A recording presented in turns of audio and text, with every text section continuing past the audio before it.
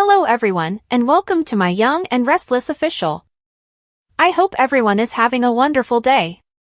Before we begin, please hit the subscribe button and give this video a thumbs up. When Audra stumbles inside Crimson Lights, she is shocked to see Holden seated and drinking coffee. He hoped he would see her once more. He begs for a minute, but she attempts to ignore him. Ever since he arrived in town, he has been unable to stop thinking about her. She advises him to find another woman to smile at or take up a pastime. She argues the past is in the rearview. She claims he's creating a problem for himself after she joins him and grabs a coffee. Although she appreciates his assistance with Damien, Audra tells Holden that he ought to be back on the seaside. He can keep his sentiments to himself because she already has a prosperous and intelligent man, in case he needs a reminder. She is reminded by Holden that they used to be good friends. She continues, not that close. Although he says he forgot about her, they have now been reunited. It's crazy. She notes that a coincidence isn't kismet. I don't want anything from her, Holden protests. Although he cannot compel her to become his friend, he will be present because his boss will be visiting Genoa City.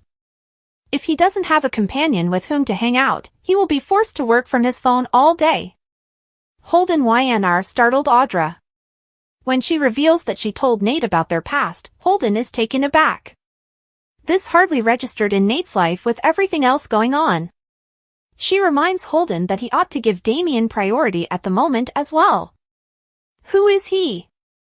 Your boss, your friend, she says. They discuss the trouble that comes with working for a friend. Damien was his first friend. When she asks for specifics, he responds that they will have to wait. He assures her that he and his friend have mutual trust before stating that he is currently more of a boss than a friend. She finds it absurd that he is so cagey about this.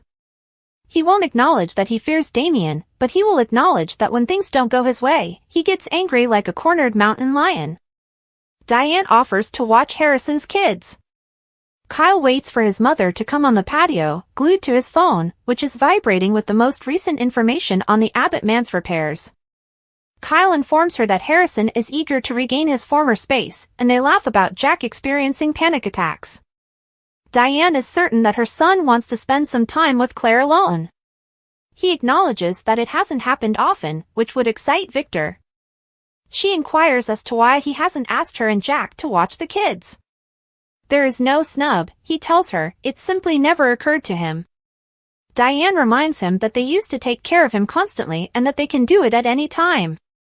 Diane volunteers to watch Kyle YNR. He is encouraged to go on a date with his girlfriend by Diane. Kyle acknowledges that he should have had one. After pressuring him to do so, she resumes chatting about the remodeling. She wants to embrace both the past and the future while creating a house that Jack will enjoy. What does this mean for her, Kyle wonders. Diane acknowledges that she would like the remodeling to be a peace offering, explaining how unpleasant things got with Jack's brothers during their fictitious separation. In order to feel involved, she would also like to see a small reflection of herself throughout the house.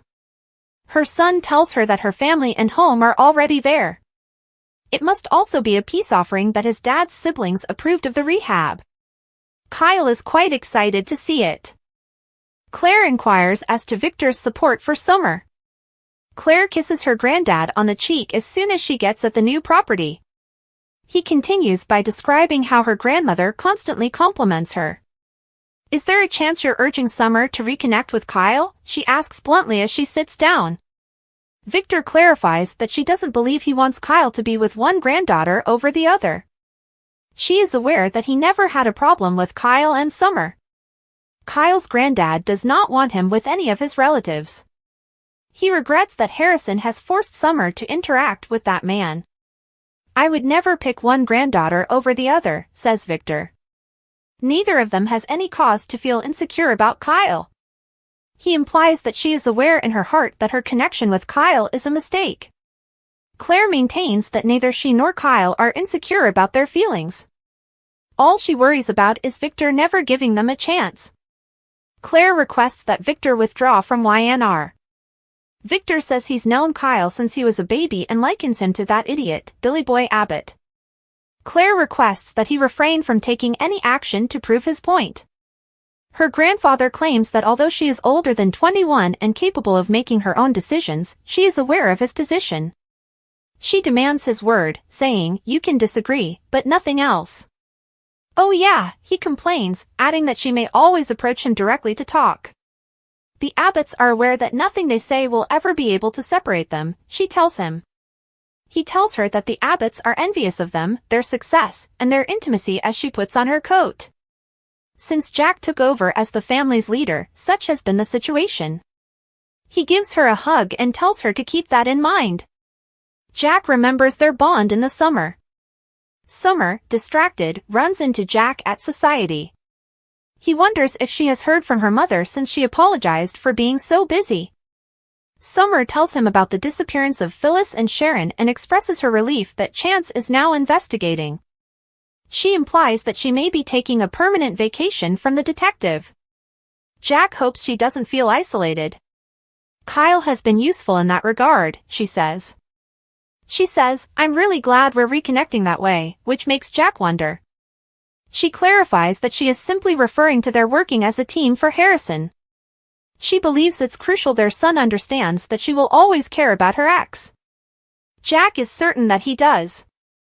Because of them, Harrison is a self-assured and affectionate boy. Reminding him that they were bonded even before her bond with Kyle started, Summer is happy that they can communicate in this way. She is glad they are all back to their former selves because it began the day she was born.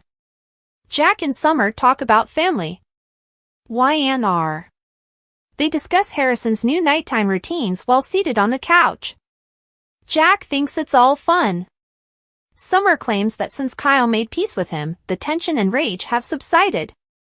Even though he is unable to communicate it, she can tell how much he loves his parents. Before returning to their memories of her as an honorary abbot and Victor as her Uncle Jack, they talk about the threat Victor still poses. He is reassured by Summer that she would never oppose Victor. The feud must stop. It's terrible to think that Harrison might get involved. That will never occur, he assures us. Jack will admit that Victor most likely loves Harrison as well, but using his loved ones is not out of character for him. She acknowledges that he wouldn't purposefully harm her son. For her and Kyle, Harrison's happiness and safety are the most essential things in the world. She believes their son senses their reunion. Claire's return to work for Nikki deserves much of the credit for that. According to her, that may have been the best thing that ever happened to our family. Jack appears taken aback by this news. Regarding her grandfather, she informs him that she and Kyle are in agreement. Their past makes it impossible for anything to separate them. "It means so much to me to know that we have your support," she continues.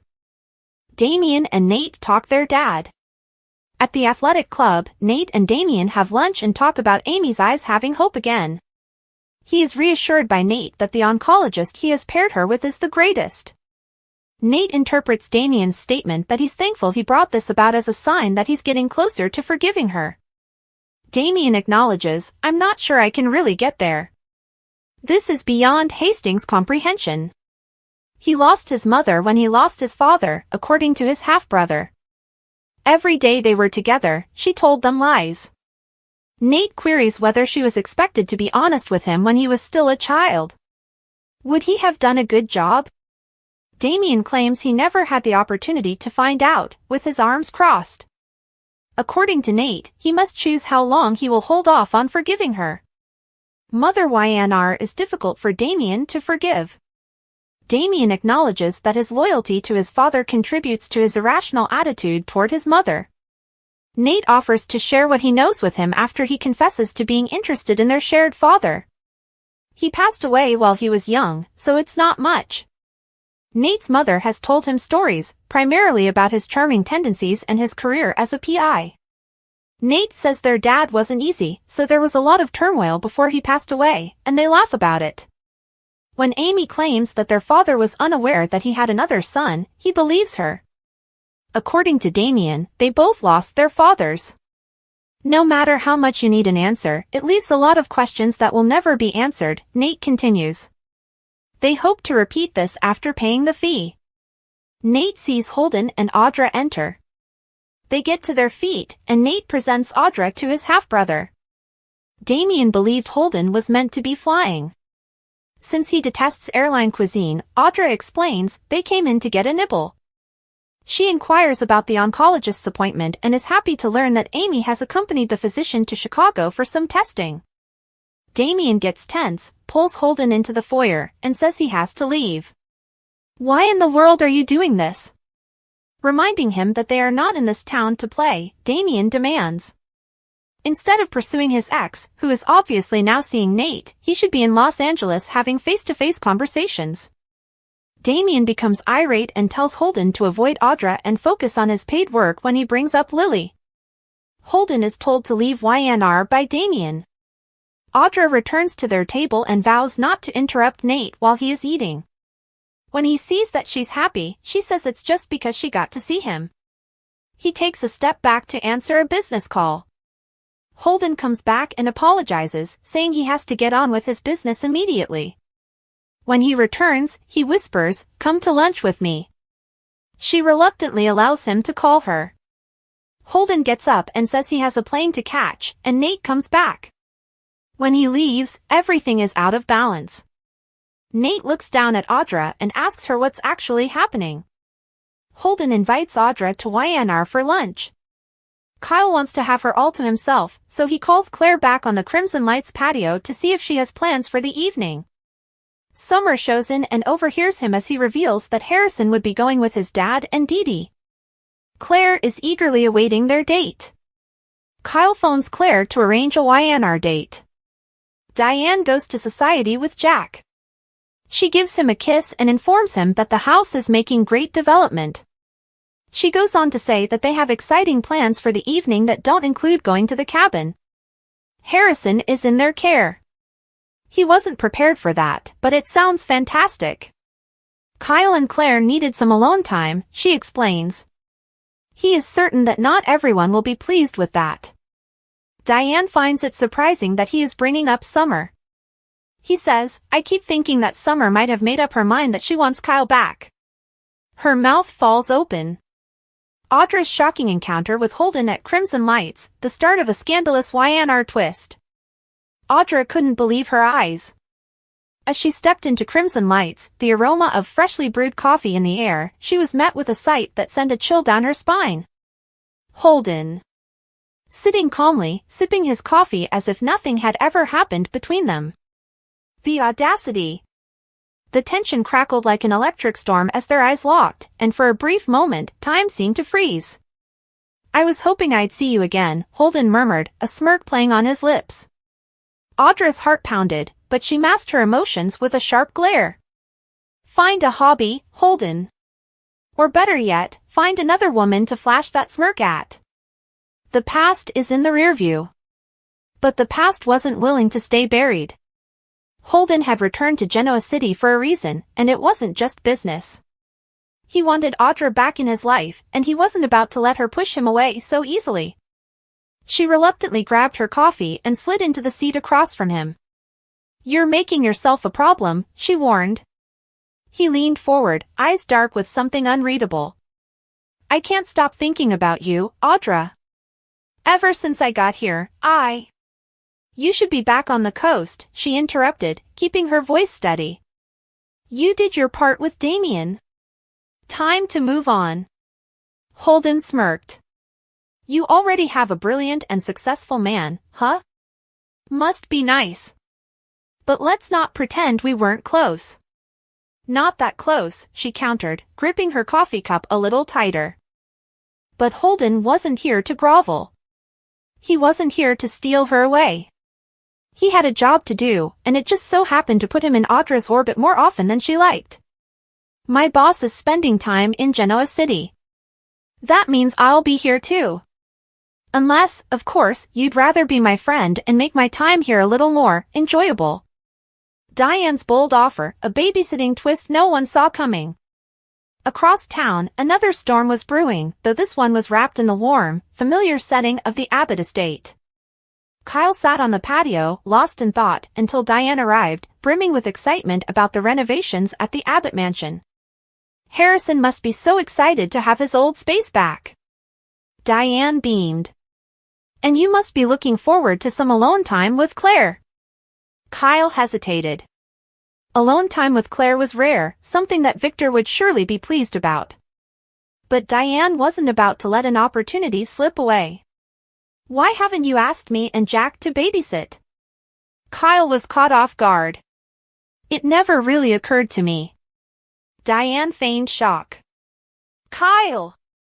We used to look after you all the time. Harrison would be in great hands. With a little more nudging, Kyle gave in. Diane was elated, not just because she'd get to spend time with her grandson, but because she had bigger plans in motion. The Abbott home wasn't just undergoing renovations, it was about to become the perfect setting for Diane to cement her place in the family once and for all. Claire's confrontation with Victor, a battle for Kyle's heart. Meanwhile, at the Newman Ranch, Claire wasn't about to tiptoe around the issue any longer. She stormed in, pecked Victor on the cheek, and got straight to business.